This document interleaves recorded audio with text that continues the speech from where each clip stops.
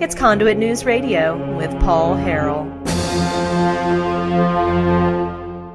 Playing the impression of the session from Nelda Speaks for our online audience. That was yesterday, State Representative Nelda Speaks. And now we have another impression of the session. Please welcome to the program. We have State Representative John Payton is with us. John, how you doing, sir? I'm doing great. Good morning. Good to see you. Let me turn your mic on. That would help. And let me go ahead and, sorry. I'm on the ball here. All right. Can you hear me now? Yeah, we're good. We're good. So let's just start generally.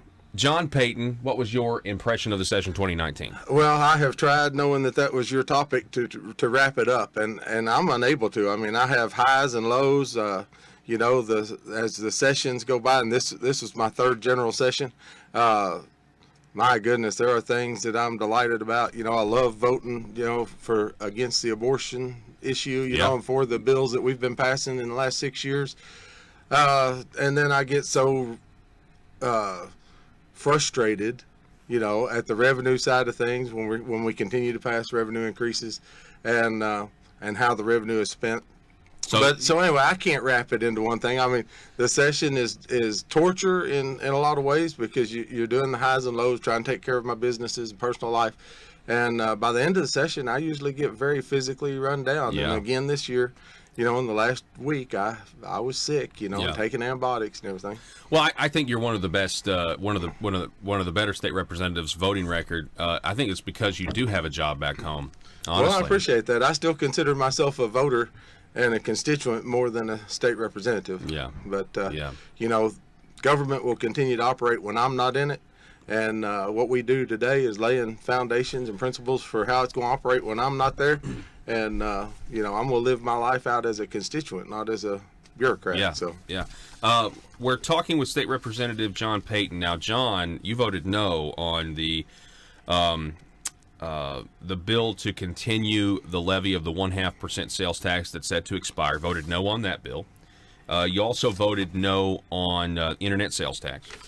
And you voted no on the gas tax increase. Now, my question to you, you're one of 12 Republicans that voted no on all three of those bills. So how did you stand up to the establishment's argument saying we've got to have more money from the people? Well, again, I've been there for 6 years, and revenue has continued to increase over that time. I had the figures in my head and could quote them readily during the session, but I think it was over $800 million worth of revenue growth since I've been in there. And my argument is we do need the funding for roads and bridges, for highway program, but it's been there, and we could have done it just purely through growth. And Jonathan Barnett introduced a bill, and I'm trying to think who reintroduced one, almost Julie Mayberry, this go around, that would have just taken some growth in sales tax revenue, even limited to automobiles and car parts and things, and devoted that to roads and bridges. And if we had done that 6 years ago, that problem would be cured now. If we had done it in this session, it'd be cured in a very short period of time going forward. But anyway, it's easier to spend the revenue we have on things that the people would not approve of, and then hold up something that's very important to the constituents and say we don't have enough money to do roads and bridges or K through 12, Yes. And so when I look at the bottom line, I believe there's plenty of money there, and we need to go back and reprioritize where we're spending it. I want to go back to the revenue growth here in just a minute, but at the end of the day, do you think the people of Arkansas are paying more money to the government after the 92nd General Assembly than before? Absolutely.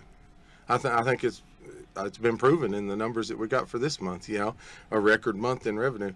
And most of those laws and bills have not even taken place. But, I'm a car dealer. Right. And if you give me a pencil and a pen, I can do math. And when you have people doing projections 5 or 10 years down the road to say this is what something's going to cost, or this is what something is going to raise in revenue, they're going to be biased in their opinions, and they're going to have to make estimates and guesses. And what seems to happen over and over again is when we project down the road how much a tax cut is going to reduce revenue, it seems to get over projected. And when we project down the road 8 or 10 years how much a tax increase or a revenue increase of some kind, how much it's going to bring in, that seems to get underestimated. Yes. And so, you know, I'm very leery when they say that they're going to bring a balanced bill, you know, that is revenue neutral, because that's based on projections 8 or 10 years down the road, and they made the math come out as revenue neutral. But I'm very suspicious most of the time as to whether or not it's going to play out that way. And you're right, because the government estimates are wrong.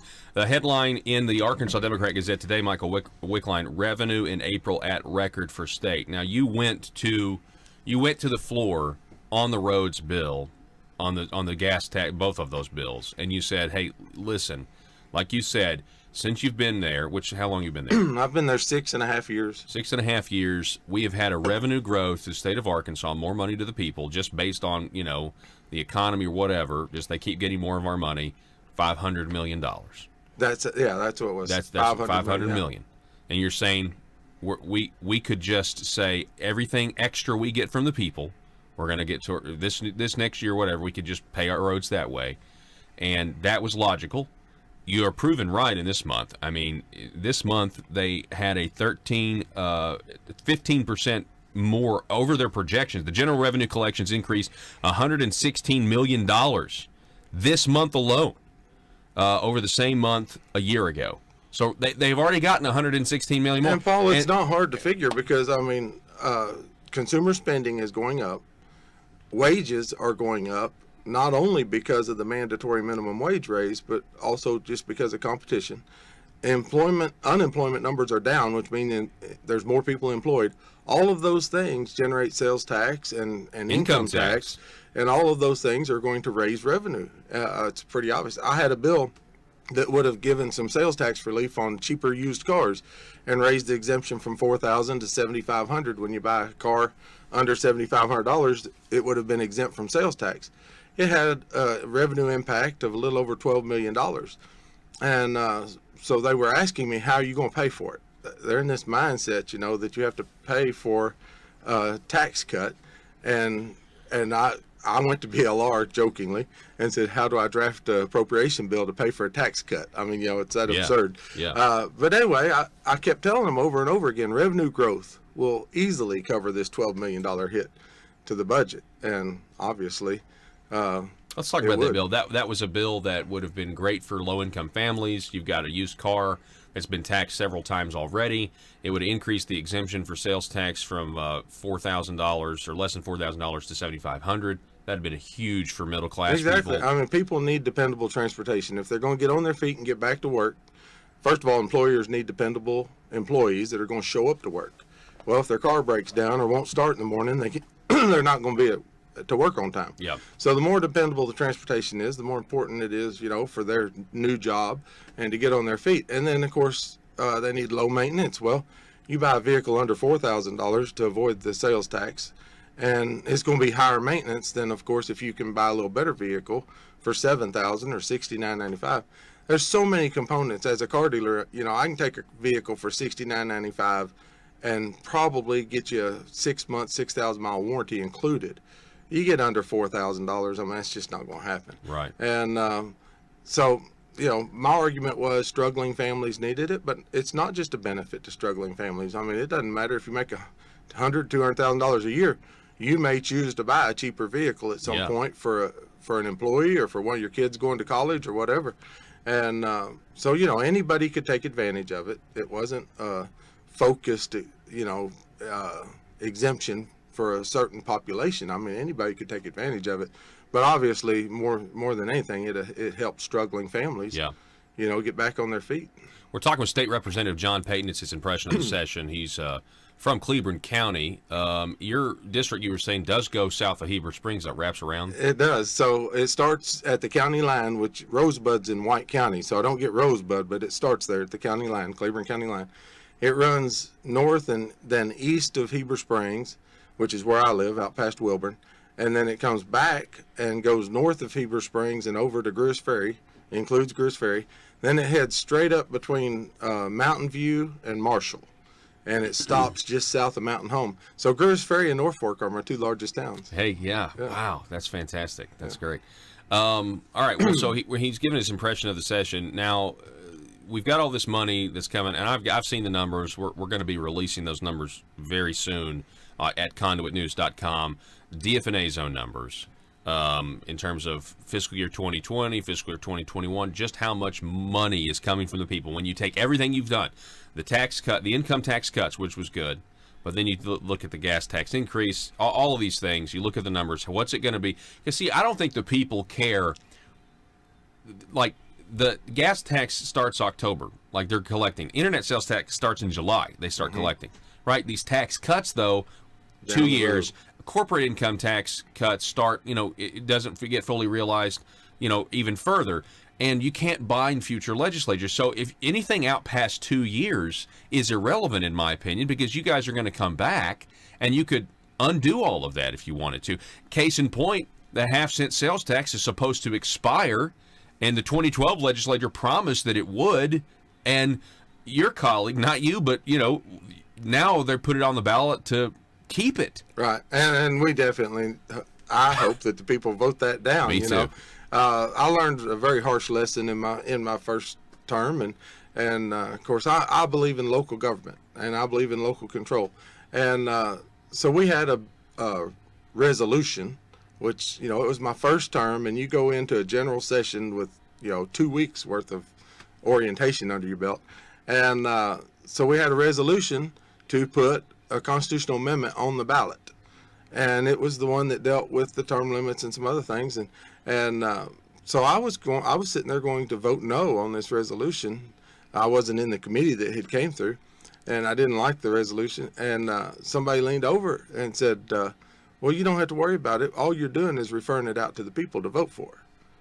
And I thought, well, that goes with my principle of local control and things. So I voted yes on it. Well, man, I wish I hadn't have, So I've learned over time, you better read them, you better know what they are. And if you would be against it, then don't just refer it out to the people to let them decide. But if you're against it, vote against it. Right. And so that's what I did this time. And I voted against that one, but it is going out to the people, and I hope the people vote it down. Me too. We're looking at a $290 million increase if it passes. And I would like to go back to the car tax just long enough to say most of my colleagues supported that. We had 87 co-sponsors in the House, had plenty of votes in the Senate to get it passed.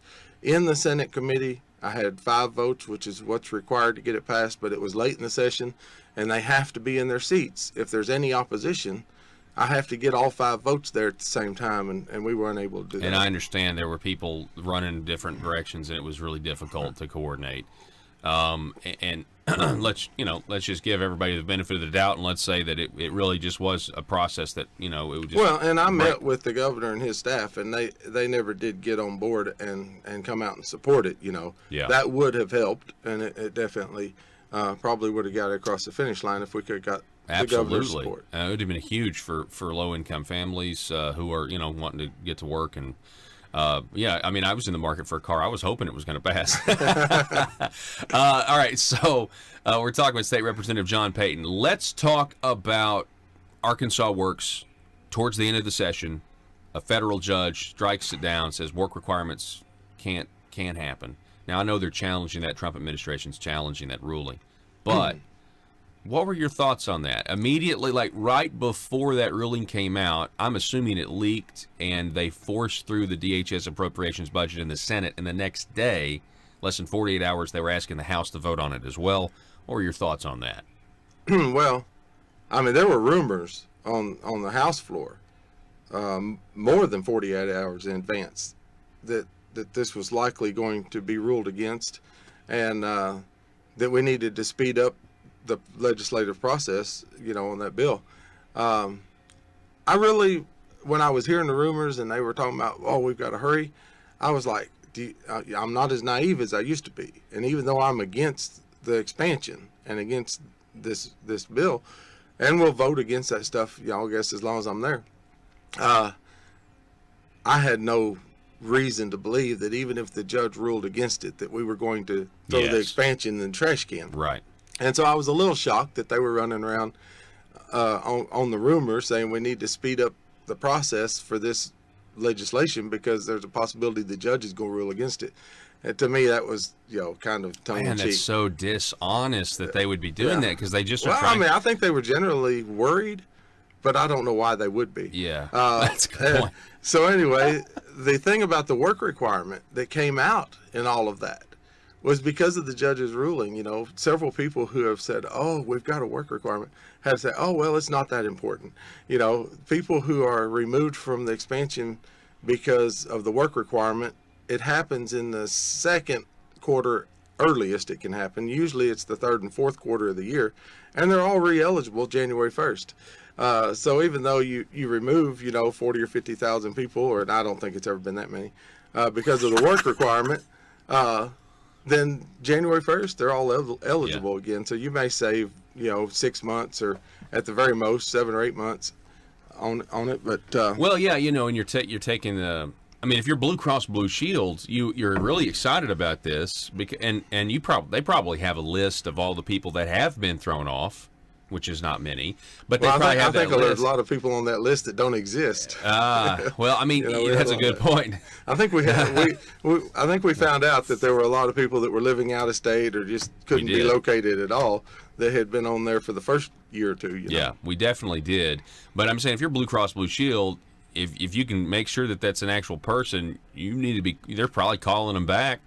Spend $1 million to get them signed back up because you're getting $600 a month per person, regardless of whether they go to the doctor or not. So, exactly. I think you're going to see it balloon if it stands. If it continues to stand, the portal's shut down. Nobody has to report anything right now. So, that to me was a big deal, and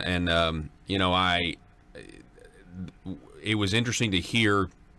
I believe it was State Representative Grant Hodges on the floor that gave a really good speech saying, we've been told before that without the work requirement, this program is unsustainable. Now, I think it's unsustainable even with the requirement, but that's true, right? And yet it's just like, well, we're not going to have this fight again. And it's like, well, hang on, the circumstances have changed, and you guys only have constitutional power once every 2 years outside of a special session. Well, and I believe society needs to break its dependence on government. And when we say government, we're talking about programs that taxpayers pay for. And so a growing percentage of the population is dependent on whatever percentage is left of the population that's paying the taxes. And, we need self-reliance and personal responsibility in our society if we're going to have a civil society. Yeah. If we're always just looking in our neighbor's pocket for what we can pull out for ourselves, that's just not going to work. Yeah. And we've been on a path for many years that has been growing the population that's dependent on government. I'm not against social programs if they're handled at a local basis, because your neighbors know whether you're worthy or trying to get back on your feet. They can monitor it. But boy, when you make a cookie cutter program, I see constituents fall through the cracks that need help, that deserve the help and qualify for the help, that didn't get it because of all the red tape. Yeah. And then you see people that I know that are neighbors of mine that live in the community and that they have other means and they have physical ability to work, and they're signed up on all the programs, and I don't think I'm unique to that. I think every citizen in the United States has seen it in examples around them. Yeah. State Representative John Payton, I really appreciate you stopping by this morning. My pleasure. Thanks for the coffee. Yeah, absolutely. Thank you. His impression of the session, ladies and gentlemen, State Representative John Payton. I appreciate your no votes on tax increases. We got to take a break. Back in a minute.